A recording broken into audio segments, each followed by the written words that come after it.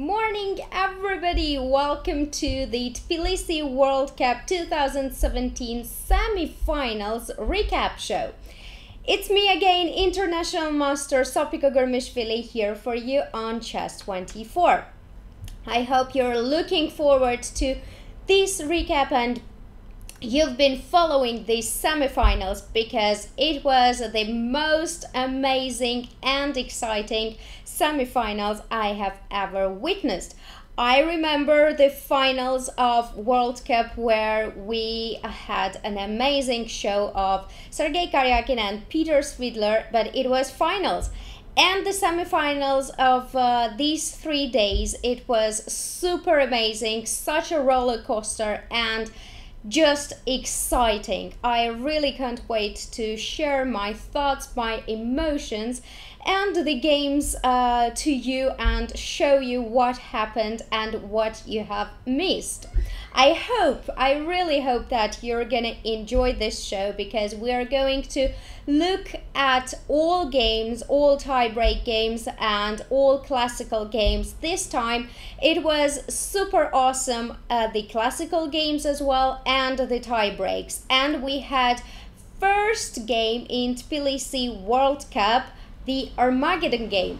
So I'm not gonna rush and I'm not gonna spoil the excitement. Let's start and let's have a look at the games. Before I start, I'd like to remind you once again that you have a chance. If you're not a premium member, you still have a chance to buy the annual membership, pick the name who's gonna win the final, send it to support@chess24.com, and if your guy wins, then of course you will get 1 free month of premium membership.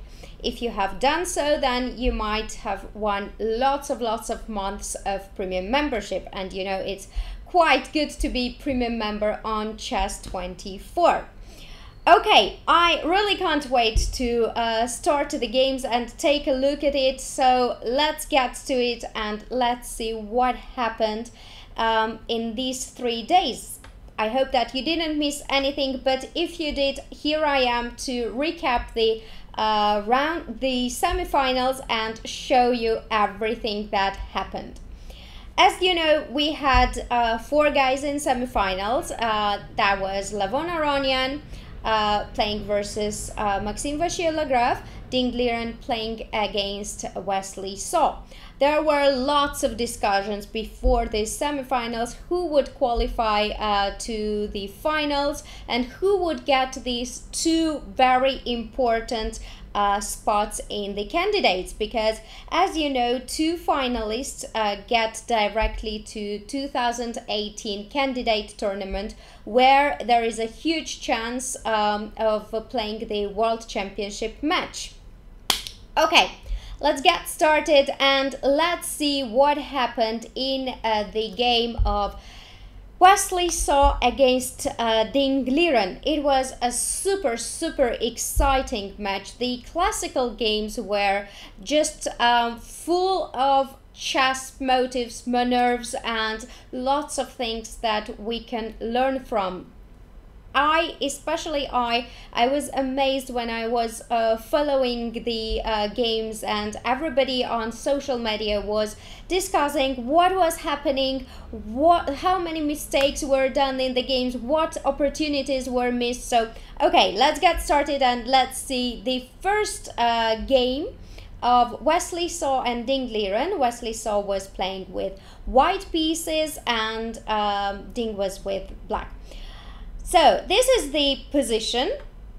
I'm not going to show you the whole game. I just pick up the key moments of the game because there are lots of things to cover, and I really want to emphasize on key moments and let's have a look at it.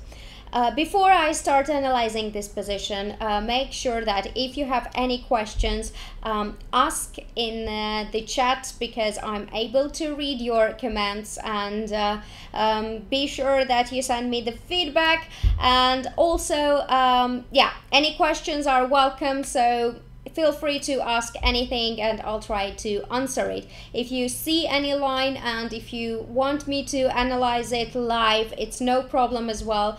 Just be very attentive and we're gonna go for the analysis. This is the position, and it looks super difficult, it looks super closed, and this was the move 41, where you know that there are additional times, so before the players had a little time, and on move 40, 30 minutes were added on the clock, and usually it happens many times. I think it happened to me, and probably it happens to everybody, that when you get this additional 30 minutes and you have very good position, then move 41 is a mistake. So I am always very careful to make move 41, because sometimes you get too relaxed because you have 30 minutes on the clock and it's no more blitz.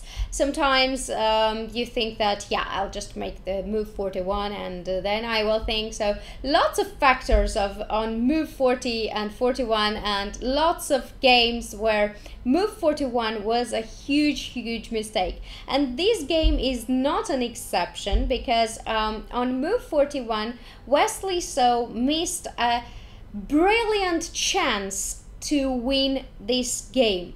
And I'd like to say that exactly this position and the sacrifice of the exchange, probably you have read it on chess base, the analysis of Sagar Shah, brilliant analysis of Sagar Shah, who analyzed this position very well, and concluded that Wesley So was winning in this position, and this position after rook b3 is winning. So what happened? King d2, knight b3, and move 41 was king c3 that was played in the game. But the winning move was rook b3, the brilliant exchange sacrifice, and I'm totally in love with this sacrifice, because it's not easy. Definitely it's not easy to sacrifice an exchange here, because after, let's say, a takes b3, we open the file for the rook, and we have very if we're not careful, we will lose this very weak b2 pawn after rook h2, rook a2, and then b3 pawn will be a big problem for us. But the point is that Black king is into a big danger, and the pawns standing on black squares, all of them standing on black squares, and our on white squares, completely closed position, gives white a great mating net chances. The knight on d5 is a complete monster. It controls lots of squares on the in the center.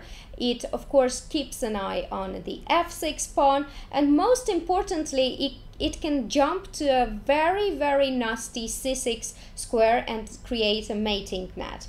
Let's see how can he do it. After g takes f6 and g takes f6, the winning move is a check. Although there was a discussion that rook g7 is also an interesting move, which leads to a big advantage, but rook g8 is much stronger, and actually it wins the game. Rook g8. Now black king has two moves, either to go to b7 or to go to d7. Let's take a look at the b7 square.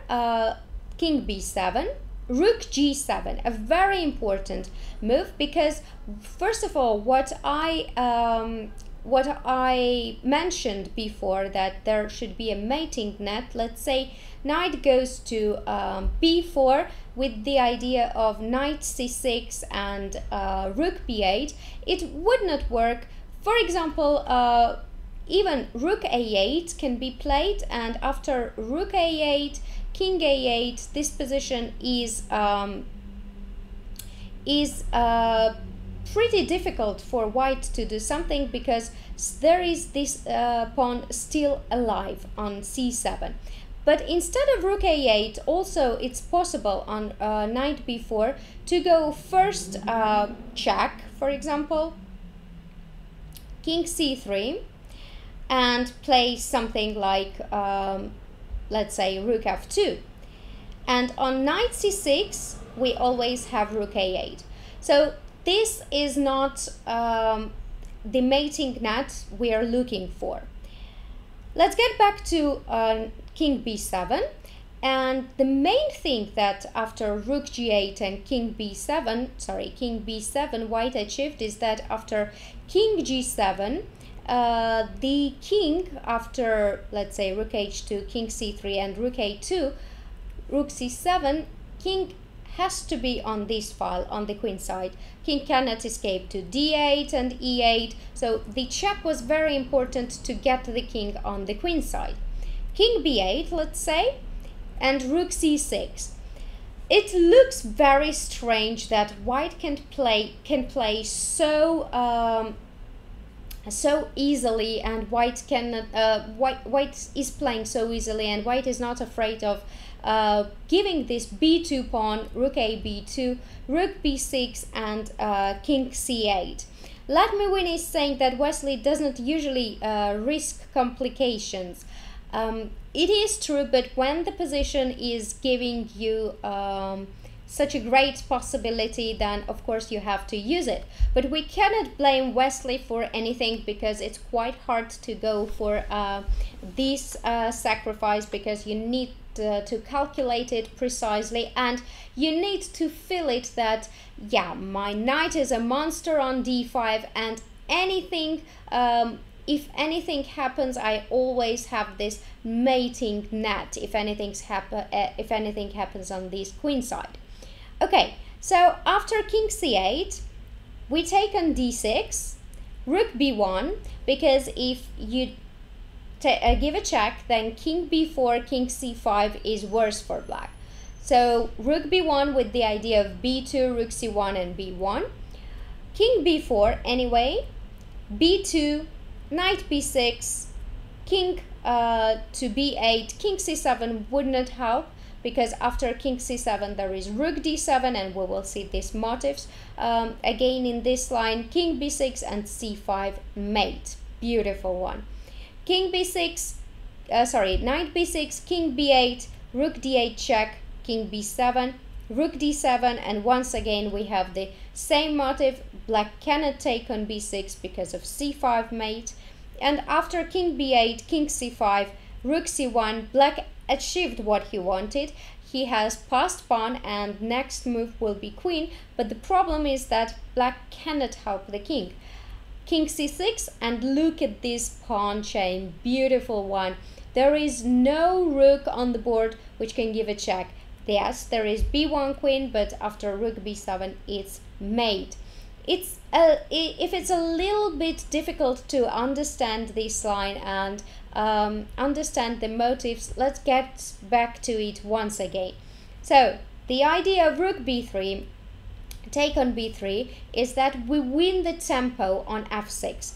We take on f6, take on f6, you should take on f6. There is also a possibility to give a check, king c3, and to go rook a2, but it's very bad to give this pawn on g7, because rook c2, king b4, you cannot do anything. I have an escape on b4, and these two rooks are completely useless. So after rook b3, a b3, g takes f6, g takes f6, and rook g8, a very strong move, we were looking at king b7. And we already understood that a knight b4, knight c6 idea would not work here, because black has a simple rook a8 defending. So the idea of the check was that to get the king on the 7th rank, so that we can go rook g7, threaten to take on c7, and this pawn is lost. Rook h2, king c3, and rook a2. There is no other counterplay on the queen side and generally on the position, so black has to go for the b2 pawn. Rook c7, king b8, and rook c6. We don't pay attention that this pawn is hanging and there is a passed pawn. We give the pawn on b2, then we take the b6 pawn with check, king c8, and once again we take the pawn on d6. We have time for everything and it's amazing. We need to swap these pawns, to take these pawns away from the board, because we need a free path for king b4 and king c5. Rook b1, once again king b4, and you can see that king is so badly on the queen side. The rook d6 and the knight on d5 is a perfect team because it does not let the king to escape. b2, knight b6, king b8, and rook d8 check. King a7 or king b7 doesn't matter because we give check anyway. King b8, and then there is a perfect mating net on b7. I absolutely love this line, but I do admit that it is very, very difficult for a player over the board to find it and to go for it. Another move on rook g8 is of course to go king d7. And after king d7, there is a very, very strong move, knight b4. Now that the king is not standing on b7 and black does not have anymore the rook a8 defense, we can of course go to b4. Let's take a look at the rook g7 as well, king d8 and rook c7.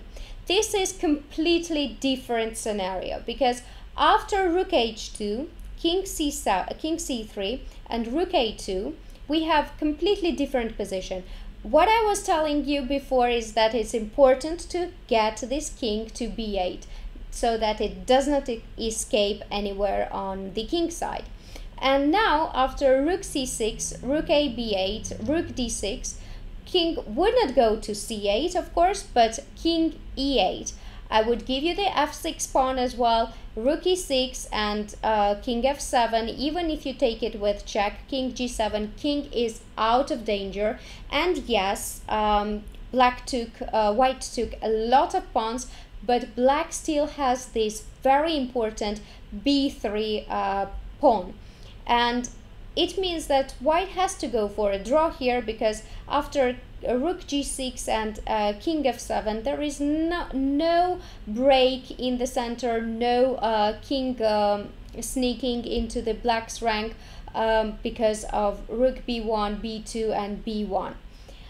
So that's the main difference. I hope now it's clear that we definitely want the king. If we go for this position, we definitely want the king to be on b8 rather than on d8. But the drawback of king d7 is that black rooks are completely useless in defense. And now we can go for mating net. Knight b4, a very strong move. King e7, because if you allow me to play knight c6, let's say you go something like rook h2, king c3 and rook a2, which is a possibility of course, then I'm not gonna take it here, but I'm gonna put my knight here, and there is no piece which can defend the mate on d8. Rook a8, I'll just take on a8. There is simply nothing that can help black from this position. So after king b4, king e7, knight c6 is not dangerous for black because of course king f7 is there, and you cannot take knight a5.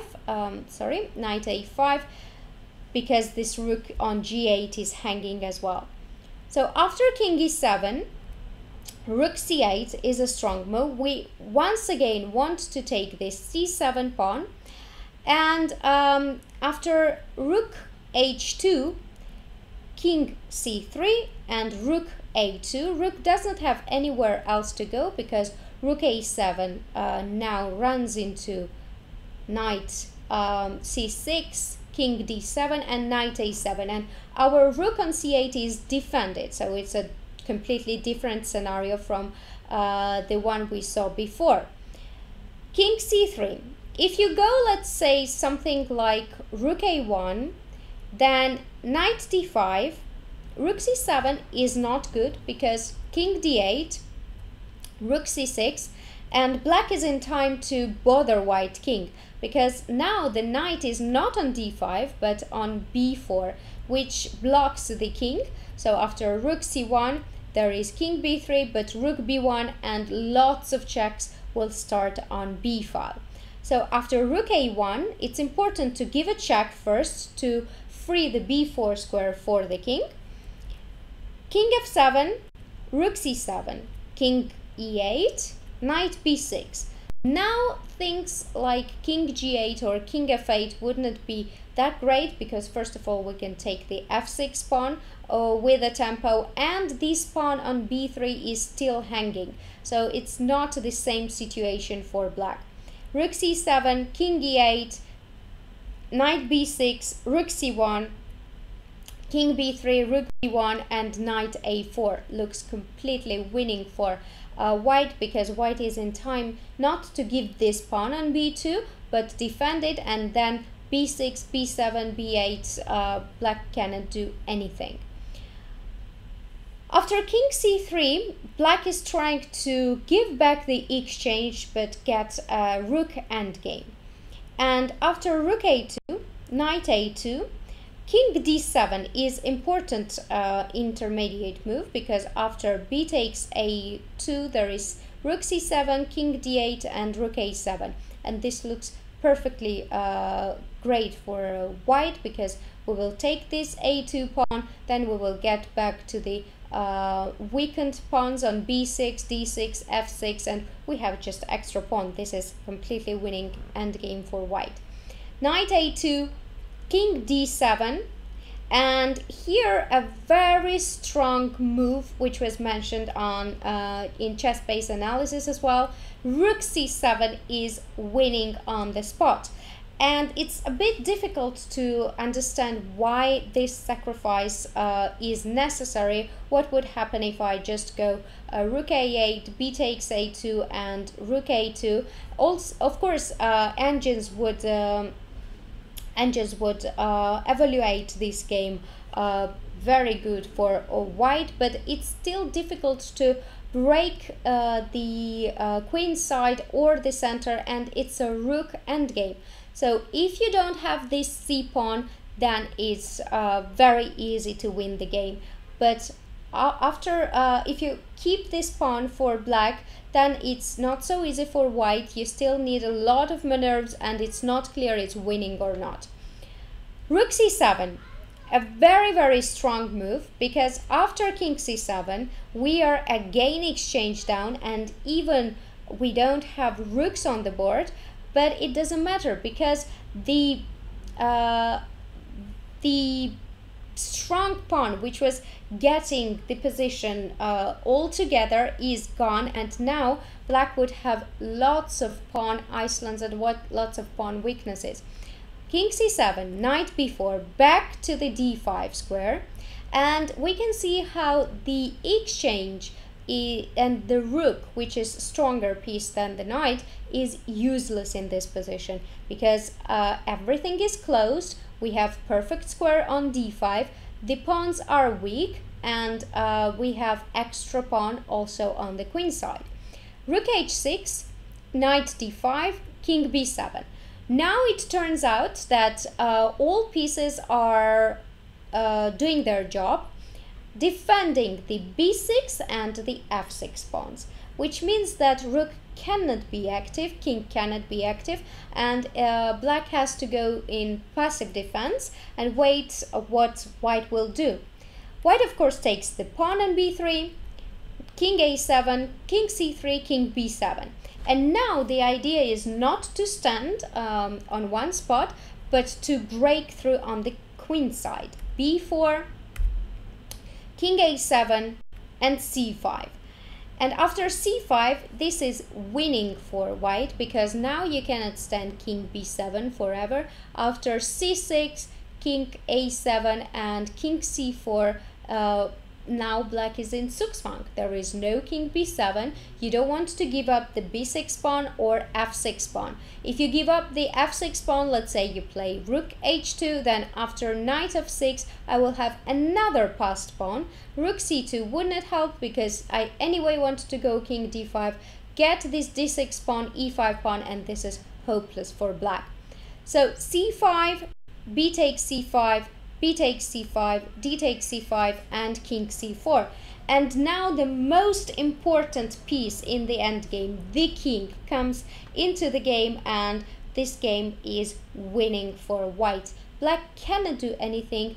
Let's say king b7, king c5, and this rook is still on h6. It should be on h6, because there is no other way that it can defend the f6. Let's try to have a counterattack on d3 pawn, but it would not give black anything, because if f6 pawn is gone, after rook d3 and knight d5, it's important to have passed pawn and not d3 pawn.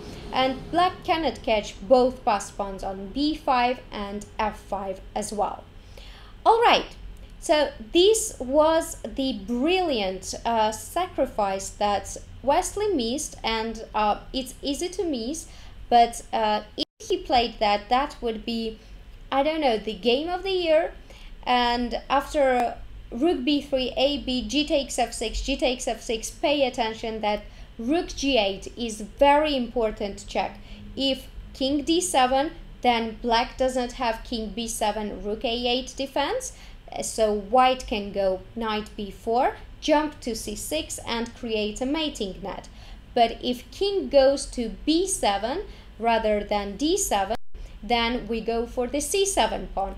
Rook g7, rook h2, king c3, rook a2, rook c7, king b8, and rook c6. And we grab all these pawns on b6 and d6 and get a free path for our king on the dark squares and into the queen side.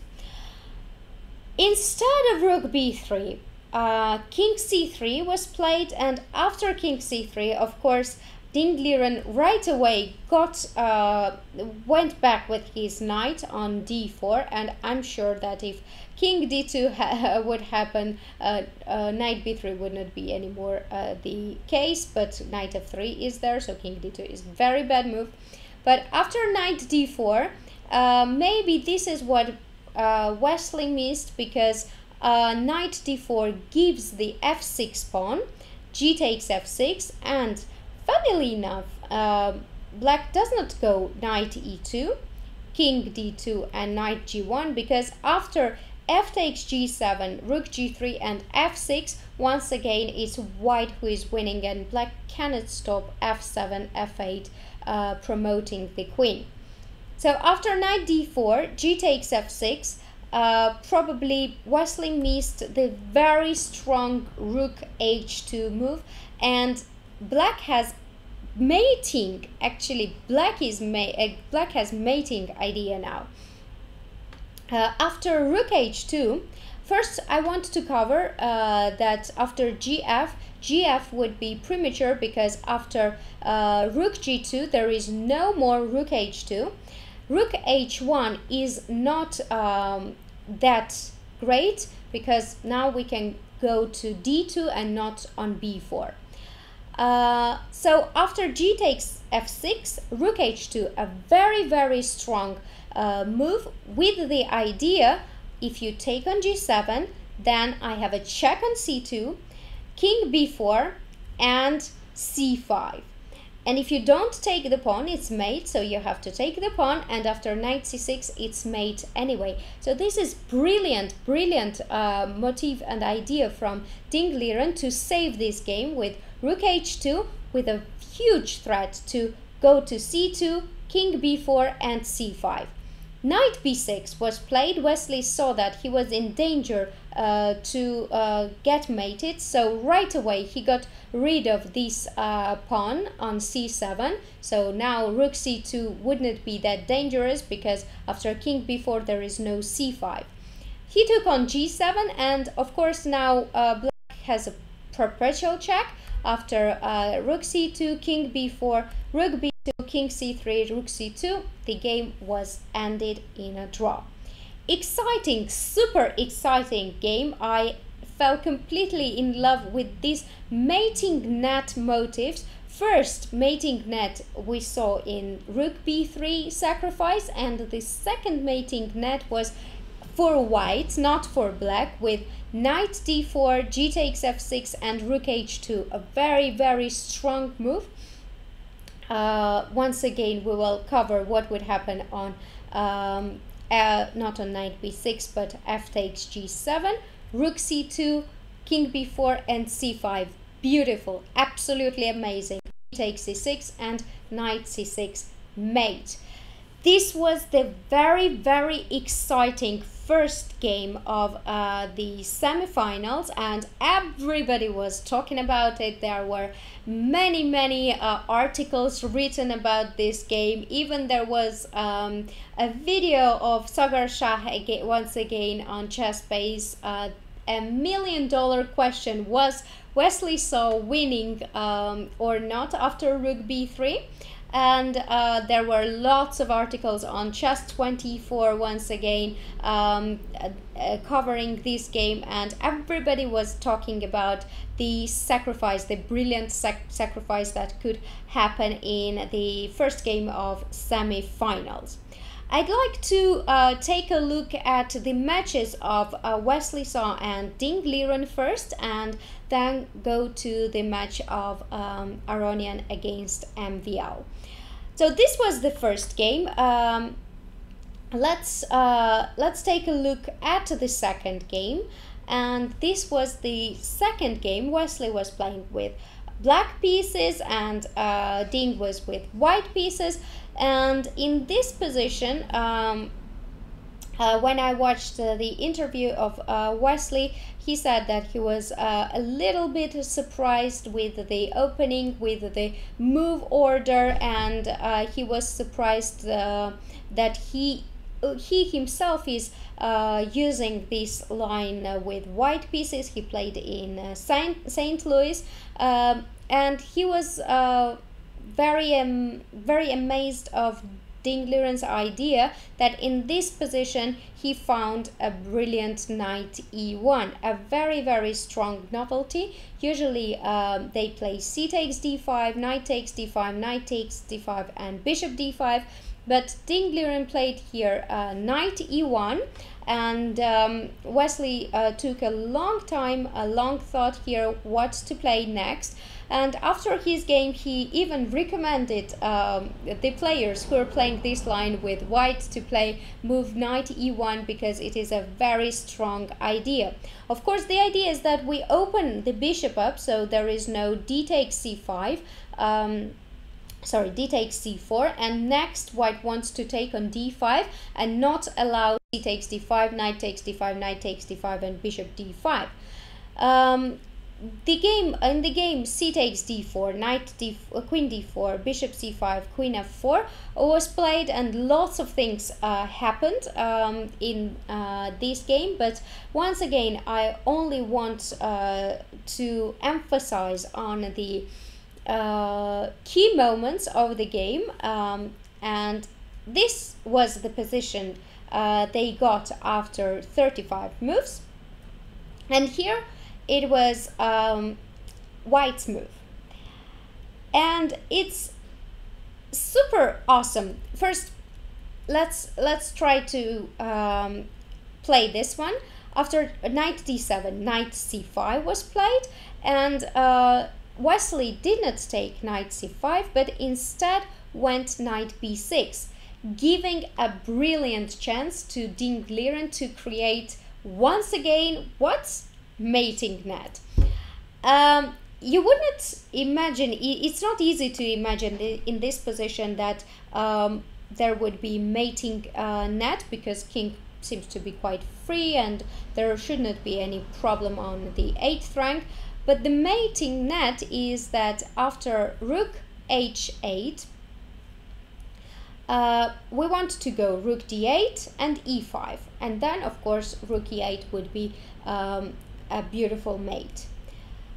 Instead, rook c6 was played in the game, but let's take a look what would happen after rook h8. So the idea is rook d8 and e5. Black has to play rook c7 because this rook is hanging on b7, so no knight d7 would help because of knight b7.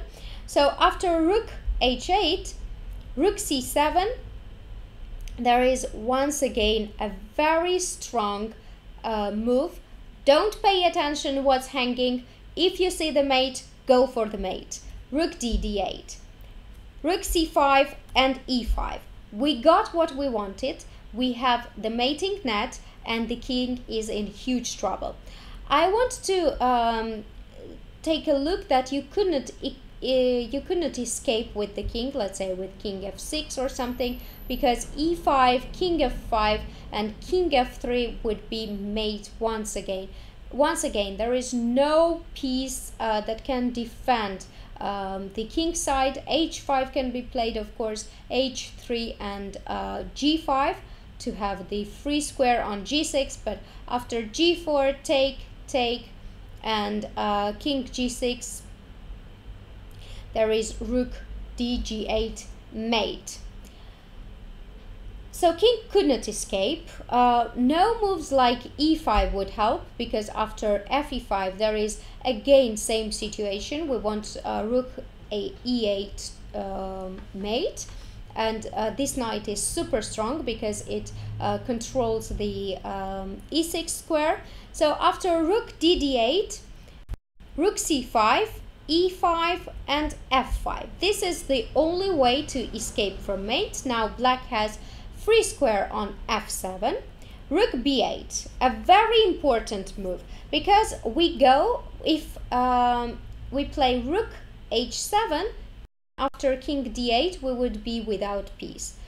But after rook b8 we threaten to take on b6, but more importantly we threaten the mate on h7. Rook c8. Here is a very, very important moment where we want white's king to stand. Because this is the only way to defend, black has two moves, either to give check and get the king to d4 and then go rook c8, or right away rook c8. The check would not make big sense to me, because king, we know that in the end game it's important to have the king in the center. So why black should help white to get to the center? The only idea of this check is that after rook c8 and knight c8, rook c8, black has this check. So with a tempo, black rook can get into the file, into the d file. King c5, and this position is completely lost. You cannot do anything. Let's say you go rook d3, then rook c7. Important move, because we want the king cut from 7th rank. King d8 and rook a7. And the big problem of this rook endgame is that rook cannot move from d file. Once it moves on, let's say it takes the pawn on b3, we don't take rook a5, but we go king d6. And it's more important to get this e6 pawn, because it's on e file and it's it would be very quick to be promoted. So rook cannot leave the d file, and after king d6, this is completely lost for white. I don't know, for black, sorry, I don't know what black can do. Maybe rook c3, so that on rook a8 there is rook c8. But of course we don't go rook a8. On rook c3, white will take on e6, and then afterwards he would go on f7 or on f6, and e6, e7 is unstoppable. You can of course defend after king c5 the b5 pawn with rook d5, but let's say king b6 and a4, it would not help black anyway, because after b4, this position, we will see this position in the main line. This position is just lost. Let's take a look. Rook c8, rook takes c8, and knight takes c8, knight takes c8, and a4. Of course, we don't want to open any files for black, because then black would have counterplay. We close it. We close it because the king's position in this position is very, very poor. And black has many weak pawns. b5 pawn is weak, e6 pawn is weak, g6 and h6 pawn. All of them are weak. If we compare the pawn structure to, if we compare both pawn structures, we would understand that only weak pawn white has is h2 pawn and a3 pawn. Because all other pawns are defended. But look, b5 pawn, e6, g6 and h6, 4 pawns are hanging, and they are not hanging, but they are obvious weaknesses. So after b4, rook d7, let's say, rook h8, we want to take this pawn, h5 and rook b8. This is a very, very smart maneuver, because we will get this rook on d5 for forever. It should defend the b5 pawn. And now we will fix the pawn structure with a4. Now it turns out that black has only king to move here and there. And what we can do, if king goes to f7 and e7, how can we win it? The idea to win this position is to get black into Zugzwang. And how we can do it is like this. King f7, we give a check, we get the king onto the 8th rank, king f8 and king e2. Now black should choose either to go to e8 or g8.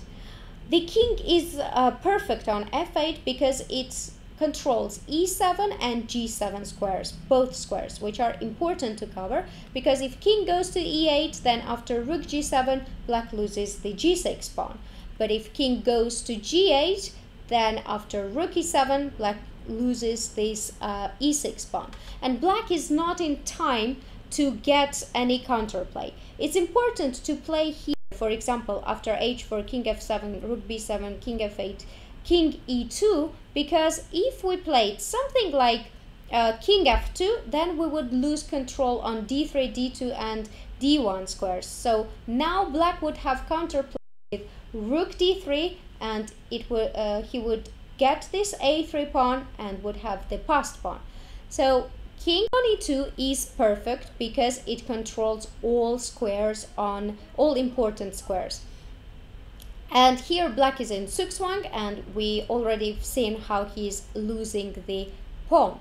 This was a brilliant chance for Ding Liren to convert this game into a full point, but once again he was under pressure in the previous round. Wesley had the chance to win that game, and he missed his chance. Now Ding Liren returned the favor, and this game was ended in a draw as well, because rook h8 was not played after knight b6, rook c6 was played, and rook c7, rook b6, rook c5. This game ended in a draw after quite a lot of moves, but none of the players had a chance to do something great anymore. Okay, so the game went into tie breaks, and the drama, the excitement did not finish, of course, because we all knew that tie breaks would be great to follow. We had such two games. First, Wesley had a chance to win it. Second game, Dink had a chance to win it. So I think a lot of people were confused what would happen in the tie breaks. Kudos to the players, because they played so many rounds, and to be in the semifinals, it's a big achievement. It's a long tournament, and it's very tiring to play tie breaks every day, to play so many games, and tie breaks sometimes can last for 5-6 hours if you play the match till Armageddon that happened first time yesterday in Tbilisi.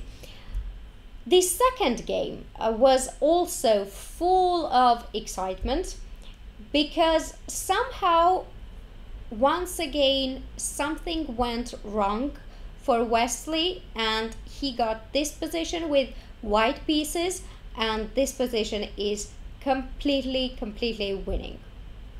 White is winning.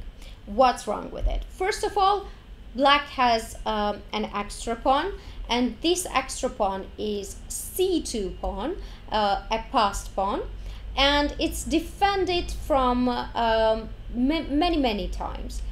In this position, rook c1 was played, and Ding Liren played the brilliant bishop d3, the move that is really winning. Gives up the b7 pawn. It's not so easy to give up the b7 pawn. For example, if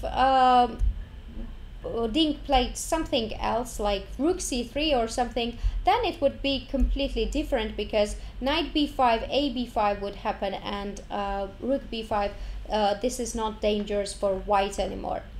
Rook c1, bishop d3, giving the b7 pawn, but pawns are equal now. Rook c7, rook b2, rook c3, and rook a2. Now white is super passive. Everything is around this c2 pawn. Knight a3 cannot go anywhere because the bishop on d3 is perfect, and this c2 pawn ties all the pieces together. f5 was played, though suggesting that g5 with the idea of let's say king e1, g4 is very strong. F takes g4 and bishop e4, then nothing could happen to black's position. This bishop doesn't have any danger anymore, and black will win it very easily. But f5 is of course also a strong move. e5 and g5. King e1 was played. Now king of course wants to go to d2 to somehow get this pawn on c2.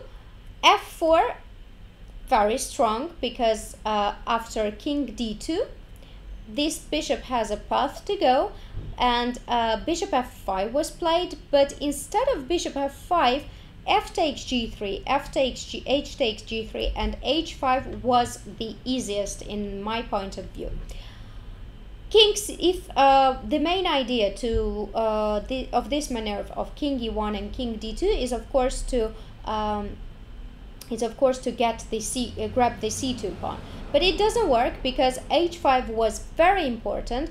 We trade all the pieces, everything, and then after h4 white is not in time to catch the pawn on h file. G takes and king d2, h3, and we see that black is first to queen. So this was the easiest. After h5, if king goes back, then again h4, king f2. Now we can take on g3, and bishop e4. Now another problem of f3 pawn. And if you take on c2, then rook f3, king g4, rook f4, king g3, and rook c3. And once again, when so many pieces are tied, black has mating net. King h2, rook f2, king g1, rook g2, king f1, because king h1 would be rook h3, and rook h3, rook h1, white cannot avoid the mate. So bishop e4 in this line, where it happens here, king g3 and bishop e4 is super important. But what Wesley played also not bad. Bishop f5, g takes, and knight c2. Gave this pawn, and he had a chance now to get -4 position instead of -0.90. The idea is that now I think it's not as easy for black as it was before. Simple rook f3 would win the game, because after knight b4, rook g8 is very strong. We don't want to take this rook, but we have open file and we have important rook on third rank. So rook g2 and rook f1 would be big threat. King e2, rook b3. Now the guy is hanging on b4, king f2. If knight c6, then after king d7 and king f2, black would win with bishop e4. This knight is again in trouble and rook g2 is also coming. But on knight c2, instead of rook f3, rook hc4 was played, and after rook b2, rook f3. Now it is different because the rook is on b file and it can have counterattack on the king. Rook b7 check, king e8 and knight b4. And now the idea is that you cannot go anywhere. You don't have rook g8 anymore, and this rook is stuck. You have to take the pawn, king e2, rook e3, and after king f1, this was the last chance for Wesley to win the game. He played bishop e4. He saw all the ideas. Sorry, it was last chance for Dingliren to win the game. He saw all the ideas, but I think he played in a bad move order. King f1. Now there are different opinions on different websites. If you have been looking on analysis of different websites, nearly many websites say that rook e5 was winning and it was stronger than what happened in the game. But actually, rook e5 is a bad move, and I will explain right now. Why rook e5 is bad? Because after rook g7, king f8, rook g7, of course, white wants to mate rook c8 and rook g8. For example, if you take this guy, then rook c8 would be made. So rook g7, king f8, and rook a7, a very important move. Now there is no bishop e4 anymore, and rook goes from this dangerous h1 a8 diagonal. Rook d8, knight c6, bishop h3, king f2, rook d2, king f3, and rook f5. Yeah, we didn't lose the rook now, but our king is still in danger.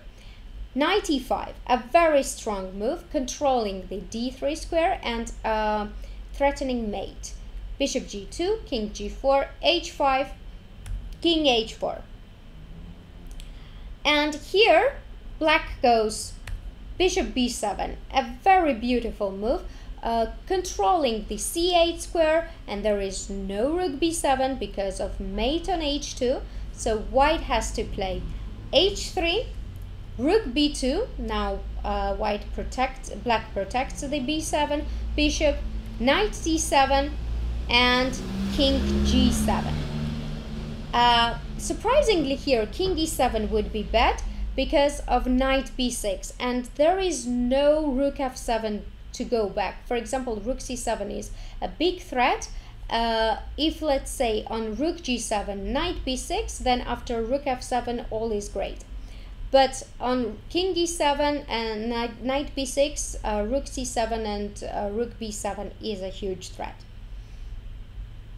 King g7, let's say knight c5, king h6, rook b7, rook c5, lots of trades, but the king's position is in stalemate, so white can play now rook c7, rook c7 would be stalemate, and on rook b5, rook h7, and give many checks on the 7th rank. So this is a draw. That's why rook e5 first was a bad move.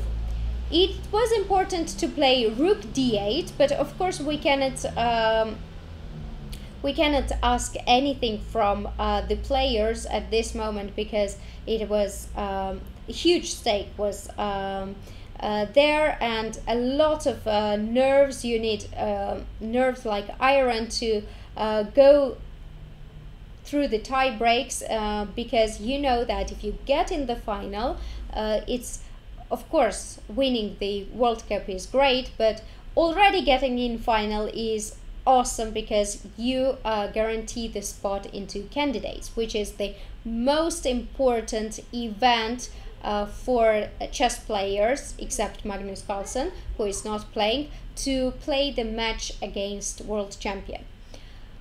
Now, what is the idea of rook d8? The idea is that we play rook d8. If you don't do anything, then bishop e4 comes. Knight c6, and we go rook d2. If knight b4, now we take on e5, and the difference is that after rook c8, rook d8 and knight d8, we get completely different position. There was no rook g7 anymore. Let's take a look once again. Rook d8, knight c6, and rook d2. If white plays rook g7, like it was in the other line, then simple bishop d3, king g1, f3 would win the game. White does not have time for any jumps. After f2, king g2, f1 is mate, and king h1 is also bad, because bishop e4, rook g2, and rook e1 is over for white. So rook d8, maneuver, knight c6, and rook d2, knight b4. Now we get the pawn on e5, and here rook g7 once again would not make sense, because after king f8 there is nothing on d4. The rook is not on d4 but on d2, and after king f8, if you go rook a7 like it was in the other line, then king is on f1, and we can give a check. King g1 and rook g5, king h1, bishop g2. This is over for white. Rook e5, rook c8, take everything, knight c6, king c8, rook b8, king c7, take and take. This is a huge advantage for black. Probably it's winning endgame. So this was the last chance that Ding Liren missed. After king f1, bishop e4 was played, and after bishop e4 the same happened. Rook g7, king f8, rook a7. Now he had to go rook d8 and knight a6. This is already different scenario. Bishop d3 would not help, because king g1, rook e5, and rook d1 was played. Now again Wesley gave a chance, because this game, if you turn on the computer, it was equal according to engine. After knight c5, bishop b5, and king f2 is equal for white, but rook d1 was played, and here once again an important, very important intermediate move had to be played. First rook g5, get this king to f2, and then take on a5, because the idea of knight c7, take on a7, take on e6, king e8, knight d8, we have an important, very important check on a2. If king f3, then bishop e2, and if rook a2, king g1, bishop e2, once again rook d2, d4, and f3 looks completely winning for black. Now let's see the difference. After rook d1, rook a5 was directly taken, and in the same line with knight c7, take, and knight d8, now we cannot play check, and we cannot play bishop e2 because of knight c6. That's why it was important to have the rook on a2. And after knight d8, bishop b5, rook b1, bishop d7. Wesley, of course, managed to draw this game, and it was a huge escape for him. I see Fuxia is asking the background noise. Sopiko, are you working under a bridge? No, I'm not working under a bridge. It's just I have the windows open, and there are lots of reconstructions going on this street. So I'm sorry for the noise, but I don't think I can do anything about it, because they are pretty loud. They are working pretty loud there. Anyway, this was the game where everybody was like, oh my god, what happens? First, the crowd was, wow, Dingy's a game pushing, wins another game, and everybody's so excited. Then everybody was like, oh my god, what happened? What's going on? But the pressure of tie breaks, the pressure of going to finals can make you to do many mistakes, and it's completely understandable. In the next game, funny thing happened, because it ended in 9 moves, and this was the final position. Dingliren offered here a draw, and he was very happy when Wesley accepted. He even mentioned that Wesley should have played on, because it was very important for him to get this rest after second round. He would have an hour to rest, to get this rest, and to get all these negative emotions go away and get together to fight for 10 plus 10 games. Indeed, it happened so. He got a big rest, and the next game was also super exciting. Let's see, the next game was Wesley was playing with white pieces, and they were playing quite fast. It was the opening, and here Wesley went knight h3, which I think is a little bit dubious move. It was very important to go bishop f1 first, rook b8, and knight h3 afterwards, because on queen c7 you can go bishop b2, ed, and queen a7. Now the idea is rook b2 and take on d4. You would not allow it, playing rook d1, defending the d4 pawn, queen a2, and rook d2. Very unclear and super complicated. But with knight h3, Wesley allowed e takes d4, and queen c7. And now the point is that you cannot get bishop b2, because there is a very important either queen a7 once again, or queen c4. And bishop f1 here is not good, because then bishop d4, and rook b1 would win the game. The bishop is pinned. Let me read the comment. A very big error in judgment by Saw to give Dink such a quick and easy draw in the second game, even though he was black. Yeah, that's true, but probably he felt also that he needed rest because he was under pressure all the time. You can never judge the players, because you don't know what happens in their mind, how they feel, etc. But definitely it would be huge pressure for Dingliren if he had refused the draw, because he got surprised in the opening.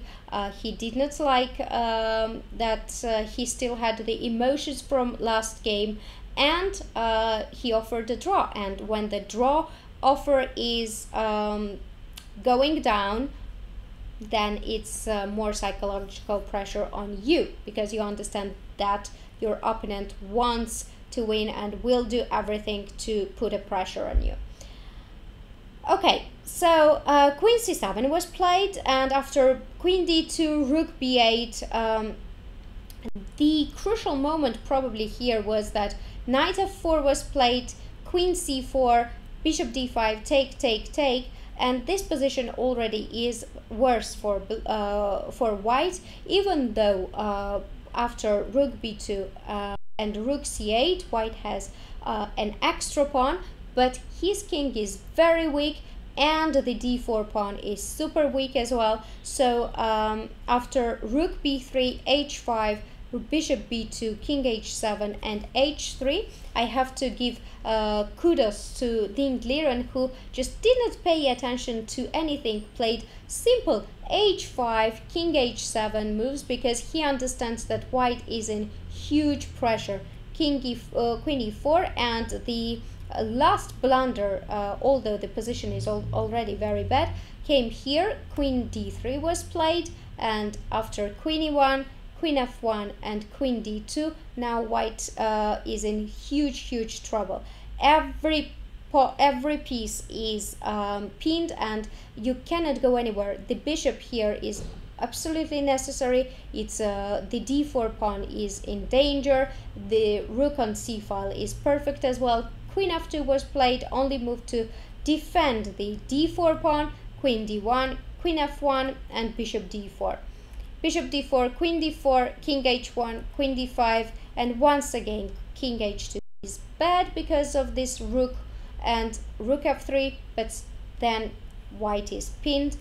Rook c3, king g2, and queen c6. This is completely over, and here Ding even took his time to torture his opponent, and after h4 he played first king g8, a4, he played f6, a5, now king g7, although he could win the queen right away with rook c2, like he won here, rook c2, king g1, rook c1, because king h3 is not good because of queen d7, and mate comes very soon.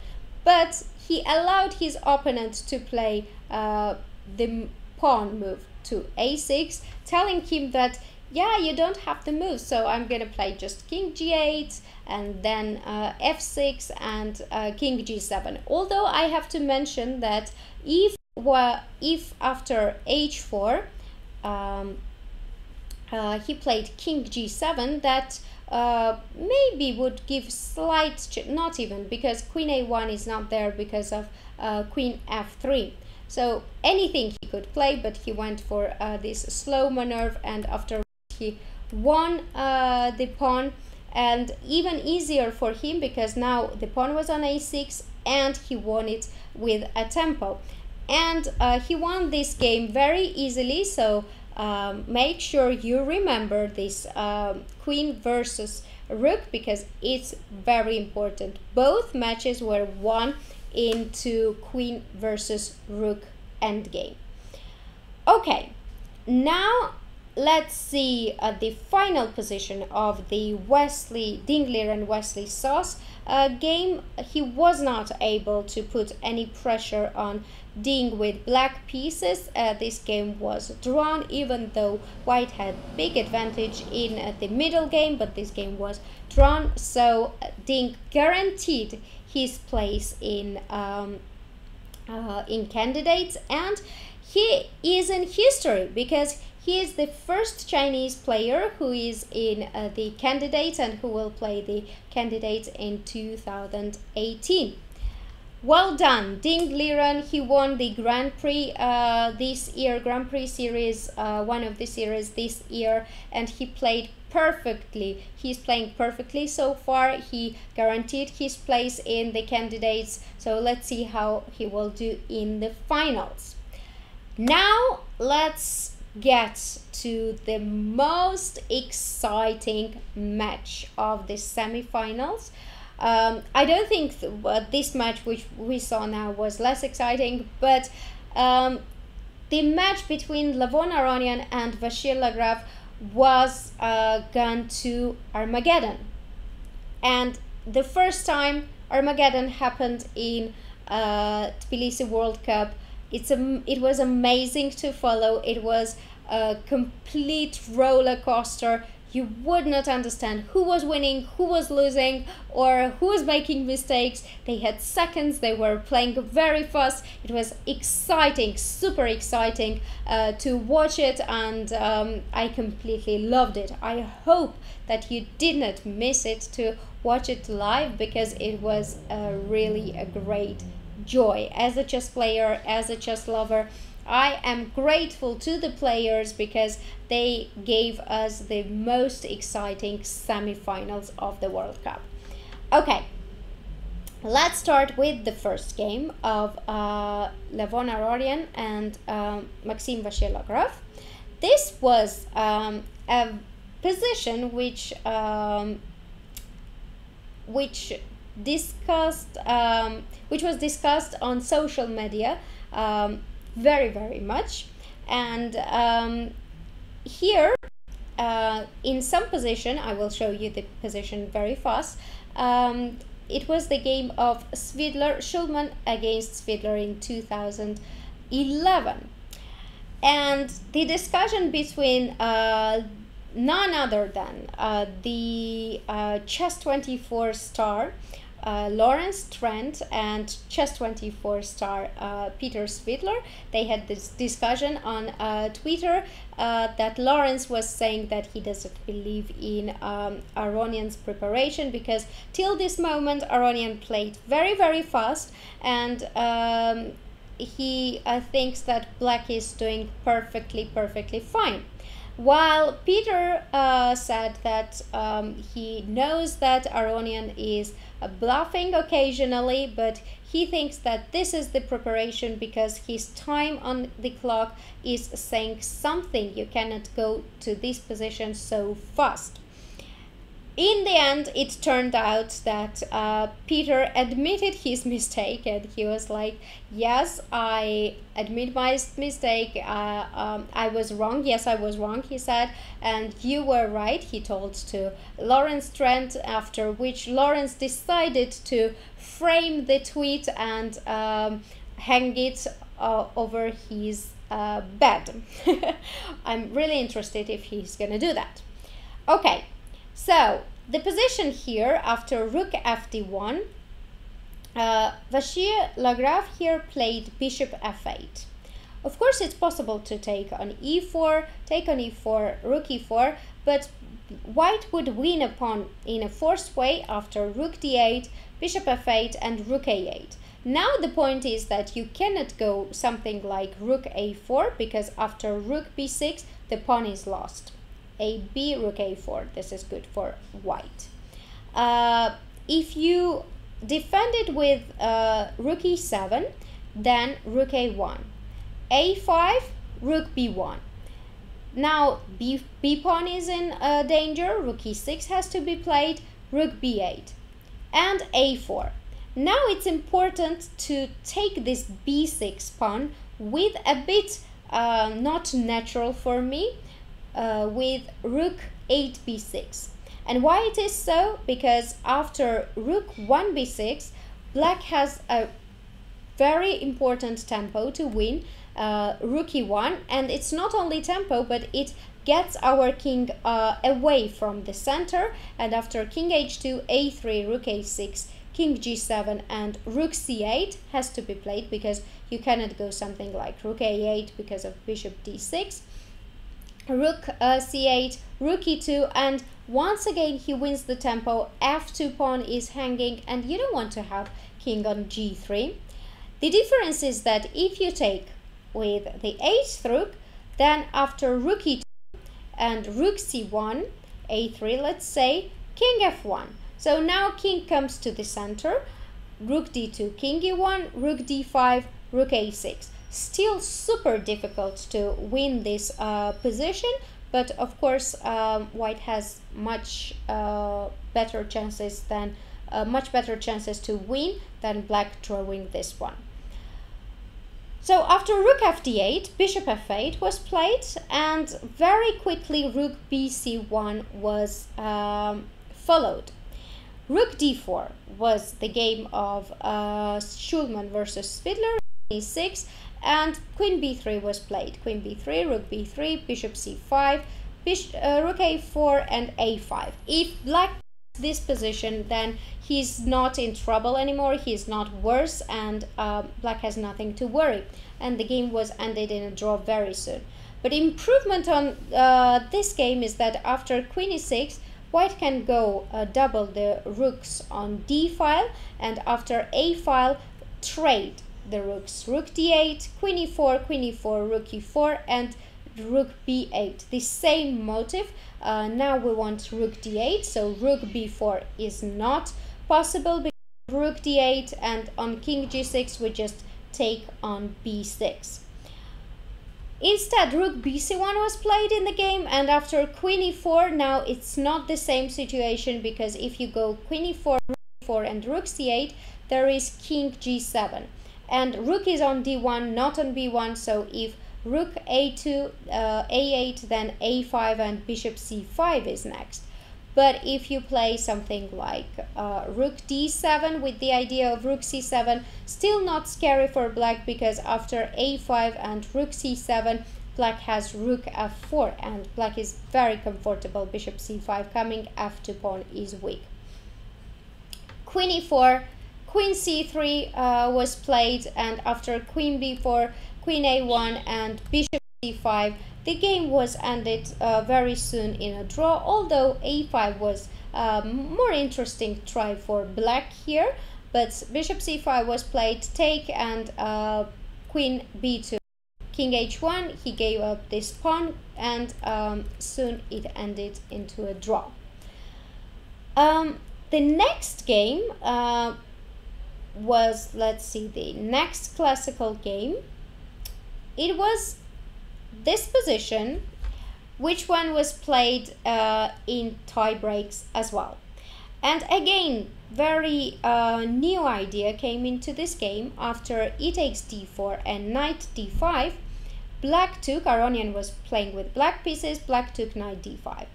Instead, they play knight d7, h3, take, c6, and it's just either knight e7 or knight f4, big theory. Knight d5 was played in the game, bishop d5, and rook c8. And in the classical game, h3 was played, and after h3, very strong bishop d7, knight d4, and c6, bishop b3, bishop f6, c3, take, and queen f6. After queen d2, the game was drawn. The interesting thing was that when Maxime vachier-lagrave played the tie breaks against Svidler in round 5, he also used the games that were played in the classical games, but he was much better prepared than Peter. And here he did the same. After knight d5, bishop d5, and rook c8, he found a very strong, super strong novelty, bishop c6. And after this, I have to say that to play with black, it's very, very difficult. What is the idea of bishop c6? You don't allow bishop d7, because then you would lose the d4 pawn. So bishop f6 has to be played, and no time to waste, a4 right away, and if you go bishop d7, we take it, and queen d2. And it already looks very, very pleasant for black. Queen c6 was played. Aronian, of course, could have chosen better plan to defend this game, but still it's quite difficult to play. Maybe more active c5 with the idea of c4 could be better, but still after AB, and rook a6, I don't know if black is doing fine. Rook a8 can be played, but then we would have a file. After queen d2, queen c6, and somehow b3, rook f8, rook e1, queen c5, g4, b4. This was another mistake, because to close the position, white would have much better knight than the bishop. And maybe he hoped that he would build some kind of a fortress, and it would not be that bad, but it was very bad. They got this position, completely one-sided game. It's only white who is playing.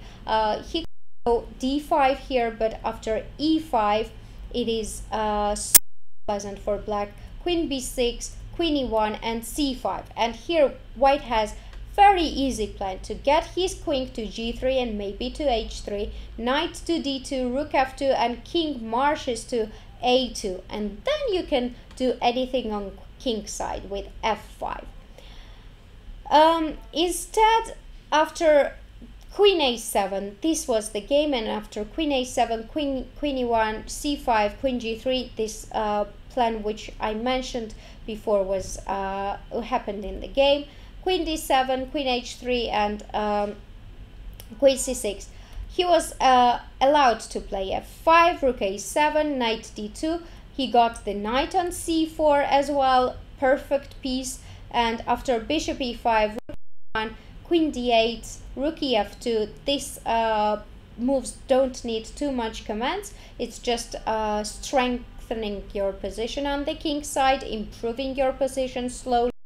And bishop g7, queen f4, rook d7 was played, king g1, king h7, g3, king g8, 3 and d5 happened in this game. It was tiny bit surprising because I thought that Levon would stand on one spot with king h7, king g7, but he decided to open up the position. And after d5, take and f6, bishop f8 and rook e1, this looks hopeless for black. Bishop d6, queen e4, and bishop c7, and the game had a super beautiful finish. This was many things got traded, and after rook e7, queen c7 was played, and after king h3, queen c8, queen e6. That was a beautiful finish from vachier-lagrave. You cannot take with f takes, and the rook is lost. You cannot do anything about it. You cannot also take here because then the queen is lost on c8.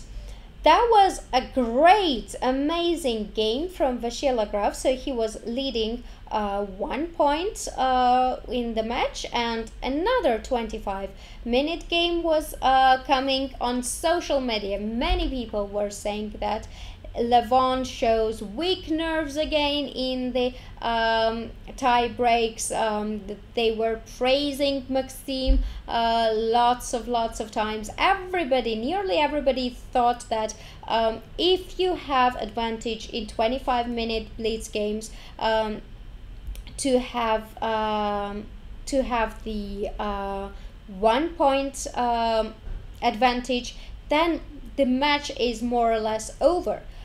But of course it's not over, because then the player is in all-in situation. No draw, nothing would help. You just give all your best and you try for the best.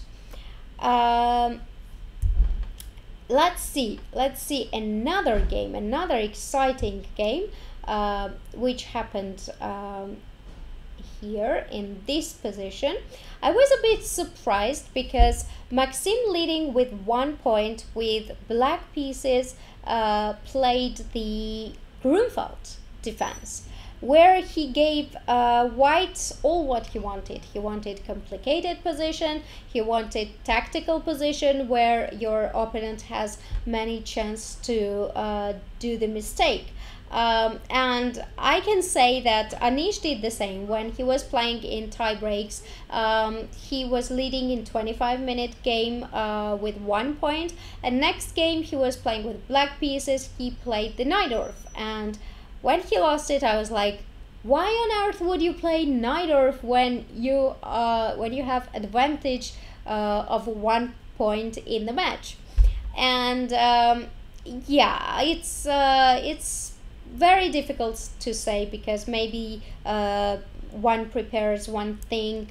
He decides that with black he will go Grunwald, with white he will do that, no matter of the result. So probably that's what happened. Maxime went for Grunwald, and this was the position. After d6 there was only way to equalize the game with knight df8. Of course, the idea is that we want to open up this bishop. We want to somehow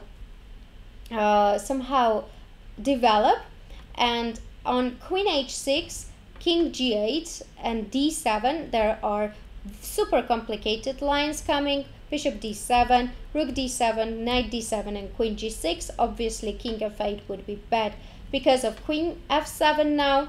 And after queen g7, bishop f7, king f8, queen d6, king f7, queen d7, and king f8. Here, queen d5 is a very strong move. And it is difficult to understand this position, at least for me, because now we are rook down and we don't have that much pieces to the king. It seems like the king is perfectly safe, but not. Because let's say if you play something like rook c8 to defend this c5 pawn, then the rook comes into the game, and after rook h4 we want rook f4, knight f6, and queen d6, king f7, rook f4 is completely winning for white. Another try is to go knight f6 directly, but then it would be queen c5, king g8, queen c4, king f8, queen c5 with perpetual check. And if you want to escape the perpetual check and want to play king f7, it would be a very bad idea, because then this knight is coming into the game, gives a check, king g8, queen c4, and this is not the same, because now we can take on h8 and we have the knight on d6. You cannot take queen h8 because there is queen f7 mate. Same happens for king e8. We will go knight d6, king d7, and rook d1. Now another piece is into the game, and when all three heavy pieces are looking at the king, it's very difficult to escape from mate. So Let Me Win is saying that Levon made an unusual piece sacrifice for an unclear attack. Unbelievable. But he was in this must-win situation, and he had to sacrifice something to go for an attack, because otherwise, if he would keep the pieces on the board, it would have been an easy draw probably for Maxim, and the match would be lost. So Levon's piece sacrifice is completely understandable, unbelievable, because he has the courage to go for this type of sacrifices, but it was a must-win situation, so he had to do it. Was played, and after g5, rook de1, b5, the game ended actually in 3 moves. Bishop d5, rook b8, f4, queen d4, and after queen e2, queen b4, and queen h5, there is nothing that can help black. F7 pawn is hanging. You cannot go something like rook f8, because after rook h1, same problems would start here. Knight df6 would not help, because after h6, king g8, there is beautiful mate here.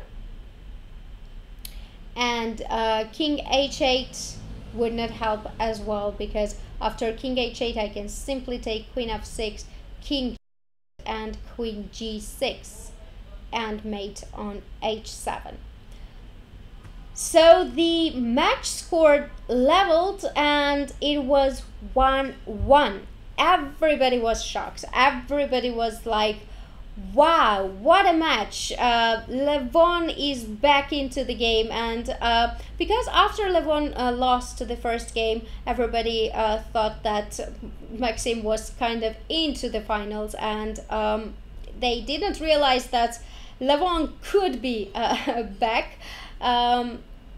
And with this game, he was back, and the match was gone into 10-minute blitz games, and all 10-minute blitz games, 5-minute blitz game, and Armageddon was super exciting. Let's see. After this game, there was another game, the first 10-minute game, which was Aronian was playing with white pieces and Maxim was playing with black pieces. It was I think it's a second 10-minute blitz game, but this game was drawn because there was nothing that great, no big chances missed, nothing that we can emphasize on. This was a normal draw, but in this game Levon was playing with black pieces and he was pressing all the time, and after queen e3, a bit understandable because after b3 the game looks completely winning for black.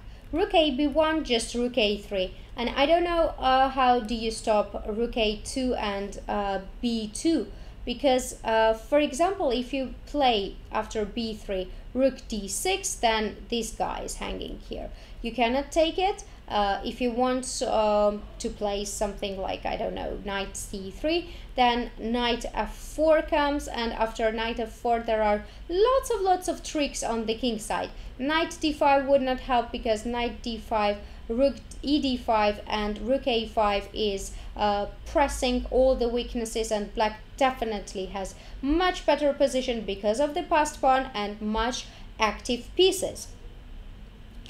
So after queen e3, rook a played, rook b1, take on a3, take on b4, and rook e3. He sacrificed the queen. He was sure that this would be draw, and it indeed ended in a draw very fast. But this was the last chance for black to play something for something here. And after queen e5, the idea is that we want to keep the control of not defended pieces for white. So after queen e5, we want to first get this pawn. Rook b4 is not possible because then queen c5 would be very nasty. This guy is hanging here and you cannot go rook b4. So queen c2, material is lost. And after queen e5, knight f4, queen e4, and rook b3, not knight e6, then queen e3, king h1, f takes is good. Queen d6, rook d6 is not possible because of check, and rook is lost. Rook bb1, d5, rook e1, queen d3, keeping the eye on the rook, so you cannot take on e6. Rook, queen a6, and the king comes into the game, and this is lost. So after queen e5, knight f4, and queen e4, black would keep some chances to win this game. And after b3 to play knight c5, rook a3, and queen c2 still keeps chances for black. Rook f1 and knight e4. I would not say that. I'm very sorry for the background noise. It seems like today is not the day at home to do the show, but I still hope that you hear me. So after knight e4, it would still keep the chances for black to have game going on. But instead, after bishop h7, f takes e3, rook queen g5 was played, and knight f4, take, queen f4, and rook d8. The game ended in a draw because this pawn is lost, and two rooks versus queen is a draw. So next game was amazing. Next game was completely unbelievable, and I cannot believe it. This was the game. So the match went into 5-minute blitz games, and Levon was playing with white pieces, and here in this position white is completely winning. It's completely crushing. A lot of moves wins. For example, f4 probably wins on spot with the idea of f5. Black king is so weak that it doesn't matter where we have two bishops, and black is still not developed. Material is equal. It's really very bad for black. Queen played. Okay, still it's okay. Bishop b3, rook d, bishop e6. Nothing that black can do. Rook f7, bishop g5, rook f8, And unexpectedly, Levon goes back to h6. He does not go for a very natural rook d8, because if rook d8, then rook d8, queen d8, bishop d8, and rook d8, there is no compensation for the queen. Rook d8, and if queen b7, just bishop h6, the game is completely over. The knight cannot go because this guy is hanging. Queen on g7 is mate, so there is nothing, actually completely nothing that black can do. Rook d8 was winning on the spot. He did not do it. He got this type of position, and in this position it was the decisive mistake. He could keep the advantage with bishop c4, which is not that difficult because yes, we don't have the rook, but we are getting it back with bishop c4, queen f8, because e8, then bishop h6, and we still want to mate with queen g7. So queen f8 has to be played, and after queen f8, queen c7, you have to go with the bishop, let's say bishop c2, then again h6 is a problem, then bishop e2 has to be played, but after bishop e2, bishop d5, white can take this pawn first, then play bishop h6, it's just winning for white. Instead, after queen a8, bishop d1 was played, and imagine from +7, +13 going into -1. And wow, it was like, what happened? What happens in this game? Everybody was shocked. It was such a roller coaster that Levon was winning all 40 moves, and on move 41 he makes the decisive mistake. But in the blitz games, of course, move 40, 41 doesn't matter because there is no additional time, and they had seconds. So bishop d1 was after queen e8, queen c3, and queen e4, it is now black who has advantage because we cannot get back the exchange. Knight d5, queen c1, queen d4, king h1, b5, and everything was correctly from black's side. But in this position, black missed a very nasty check after queen f check. Instead, he had to play queen c4, and queen d1, because queen c4, b takes c4, king g1, c3 is lost, then the a pawn marches till the end. Queen c4, queen d1 had to be played. Queen c4 now controls the f1 square, and king e6. This game is still a game, and black has an extra pawn, very good chances to win the game. But instead, after queen e5, queen f1 was played, and king g7, queen b5, and the game was drawn very soon. Amazing that some high-level players in this position, rook d8 is not played, or in this position after bishop c4, again winning, but is played instantly, completely misplaying it, losing the advantage, and giving Maxim an advantage. So this game was again a draw, and after this game he had another chance. Levon had another chance to win the match because he just needed 1 point.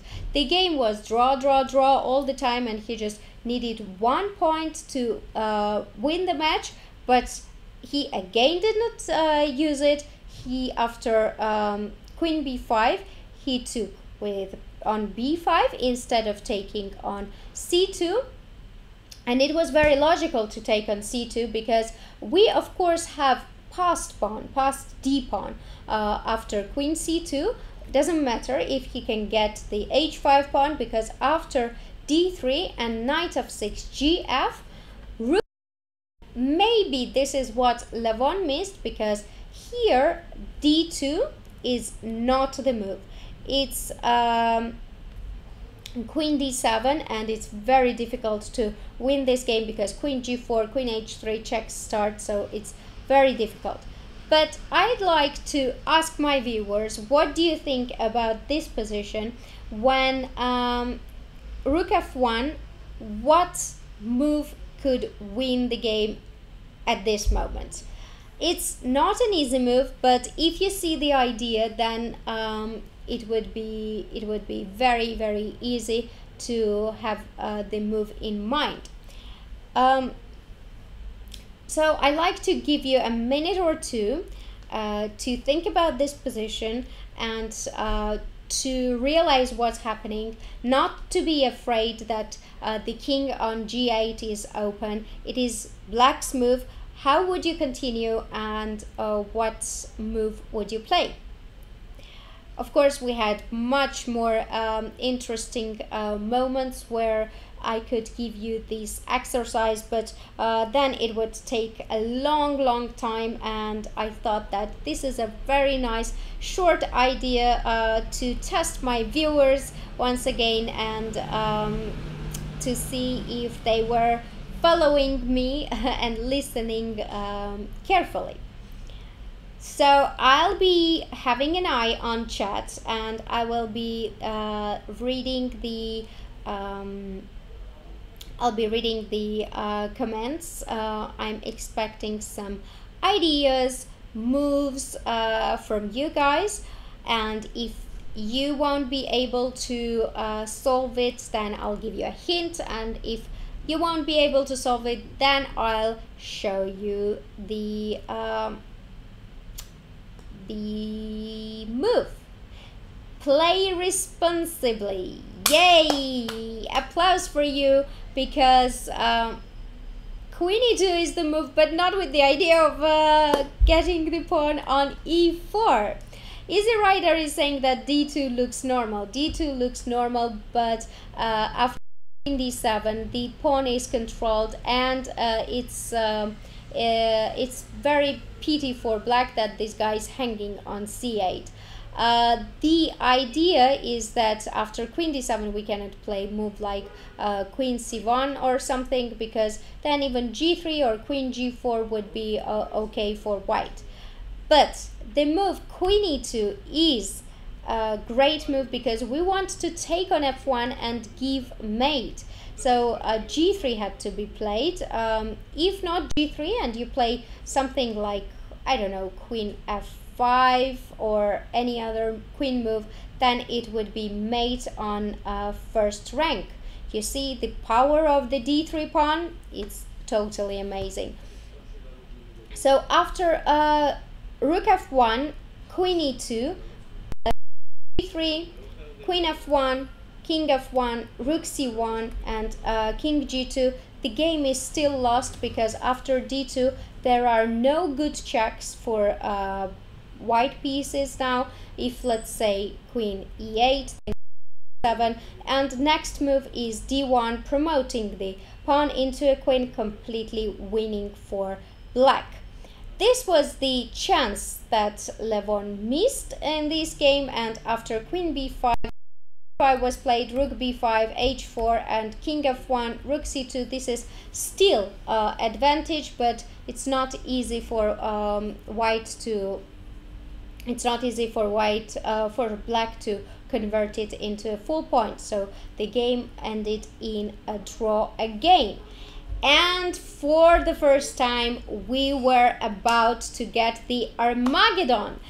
Everybody was amazed. Everybody was looking forward to it. It was the first time Armageddon would happen, and they were like, wow, what's going on? Who's gonna be with white pieces? Who's gonna be with black pieces? And it's important, the system of Armageddon, not to just go to Armageddon and not to explain what does it mean. It means that when so many games are drawn, we cannot play forever, which means we go to Armageddon game. In Armageddon game, white player gets 5 minutes, black player gets 4 minutes, but the difference is that if the game is drawn, then black wins the match.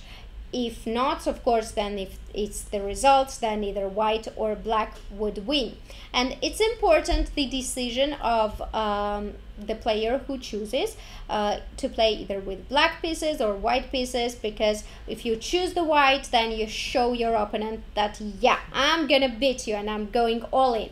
If you choose black, then you're playing it a bit safer, having 4 minutes on clock, but if you get draw, then it's okay for you and you win the match.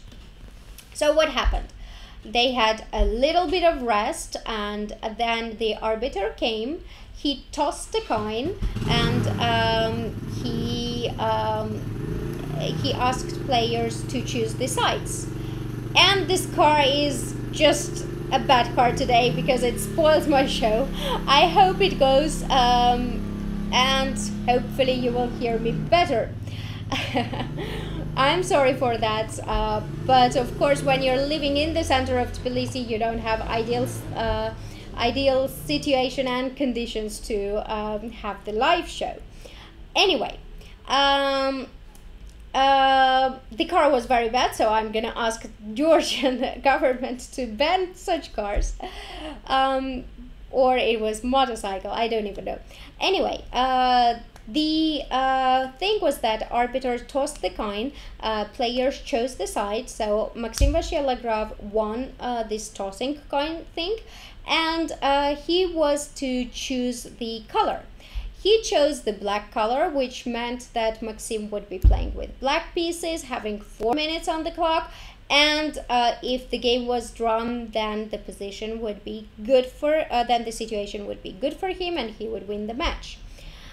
Which once again puts Levon into a must-win situation. Now it was really either now or never, either now or I'm going home.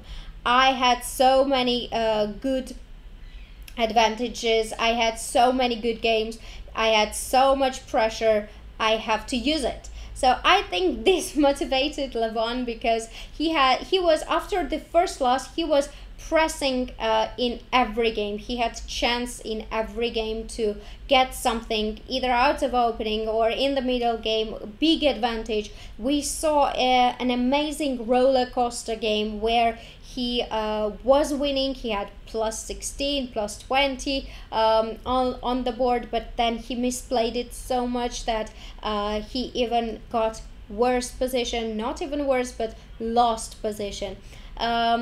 Which was a huge, the tension was huge. The stakes were very high. If you go to final, you guarantee the spot into candidates, and that should be that's kind of the main goal for the players who are playing the World Cup, because these 2 spots into the candidates is the highlight of the tournament. And if you have no chance, because there are Grand Prix series, which gives you a chance to win the Grand Prix series, or first 3, win the Grand Prix series and qualify into candidates. There are rating matters also, because if you have average high, then you will qualify. But Levon was in such situation that it was his last chance. If he would not win and get into the finals, then he would not get into candidates if there would not be any sponsor for him, because he played Grand Prix series very horribly and he did not have high average in the ratings. So this was his only chance. He put himself together, all together. He was very motivated and he thought that, yes, this is the moment. But when the game started, it did not seem like that at all, because I was following and I was like, yeah, it looks good for black and probably it's going good. Let's see what happened. So this is the game between Levon Aronian and Maxim vachier-lagrave, and lots of things happened before, and Vachier got this endgame. He sacrificed lots of pawns. You have a look. it looked like this. First I want to show you before the trades. It looked like this, and in this position I thought that, wow, it's going to be tough for Levon to do something here because everything is blocked. We have a passed pawn and it doesn't look that great. In the end, we went to such positions where all pieces were traded, and after king e2, king e6, f4, Maxim did a good thing. He went d4, ed4, and queen d5. Activity, activity, activity. It is important to be active in the position, and it's important to have active pieces. Because of this a2 pawn, all pieces are tied, and the rook cannot leave the first rank. Rook on c2 has to be here as well because it keeps an eye on a2. King is cut from third rank, and it's a very active position for black. Let me win is saying it was not easy to follow the Armageddon game at such speed. It is true. We have to take into consideration that they had a very little time on clock. There was huge tension, so any mistakes were understandable. Rook d2, and here the decisive mistake happened in the position. The king went into wrong side. Instead of king c4, it would be super easy to play king e4. The idea is that we want to get the f4 pawn, and if we get the f4 pawn, then we will get back to d5 and we will block everything, so then there would be nothing that white can do. After king e4, let's say b5, then king f4, b6, king e4. So we're getting back to the blockade. b7, just rook b8. And if you don't take the a2 pawn, the idea of getting the pawn very much advanced.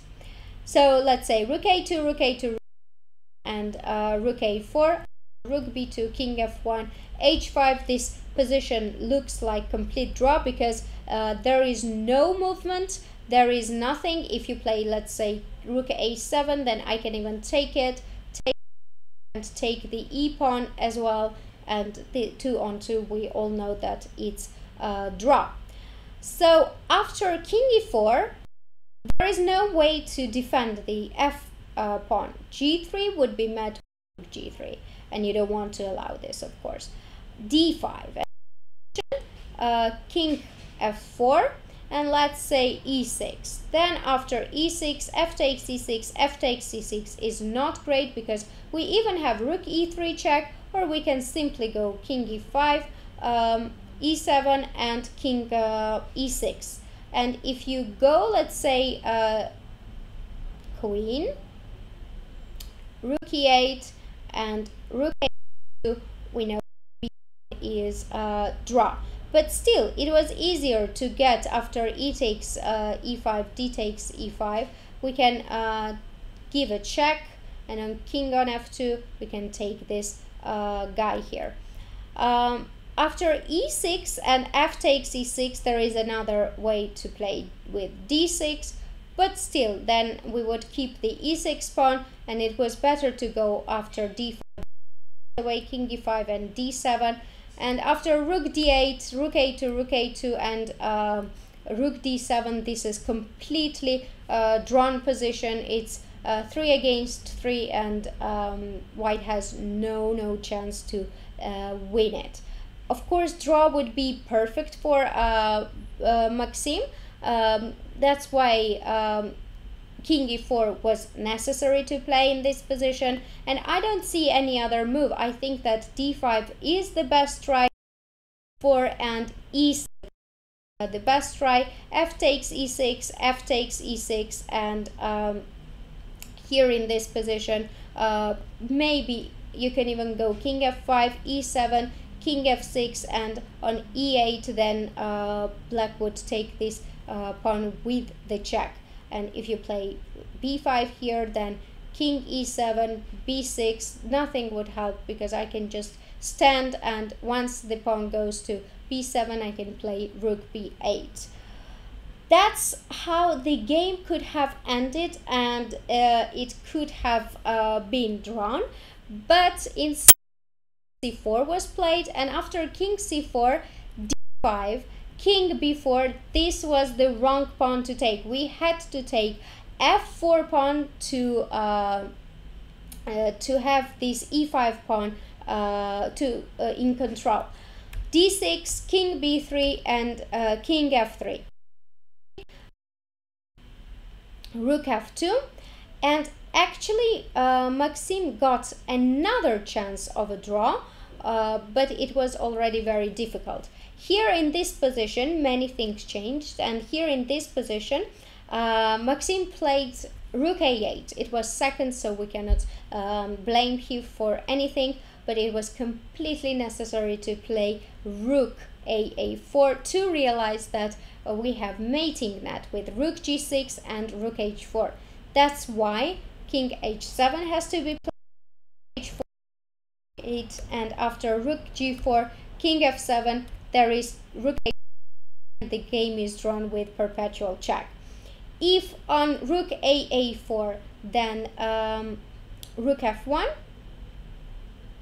then after rook gf6, rook f4, rook f4, rook a2, and this game is also drawn. But instead, after e6, rook a8 was played, and after rook f1, rook f4, rook f4, king f4, this was already winning for white. And pay attention that after queen d4, well, not queen d4, but just generally the game was gone into queen versus rook, where Ding won his match and Aronian also won his match, queen versus the rook, and these two players, Levon Aronian and Ding Liren, were qualified into finals. That was the review and roundup of the semifinals. I hope that I was able to share with you the emotion, the excitement, and the games that happened in this semifinal. And I hope you enjoyed the show. Of course, I will be back for semifinals to recap the games. Today is the rest day. Very deserved rest day for the players, and of course the final will be very interesting. Levon Aronian playing against Chinese Grandmaster Ding Liren. Nobody knows what's gonna happen because it's already so tense, the situation. One might relieve because he is already in candidates, but definitely you want to give everything you have, and you want to win the World Cup. So we will have 4 games in the finals. If all are drawn, we will have then tie breaks. Let's see what happens. As for today, the show is over. I'm sorry for the background noise that was during the show, and I hope that you anyway enjoyed the show and you anyway enjoyed the games. I'll be back for the finals as well, and I wish you a good day. From now on we won't have any background noise anymore. Wish you good luck if you're playing anything, and see you very soon. Have a good day. Bye bye.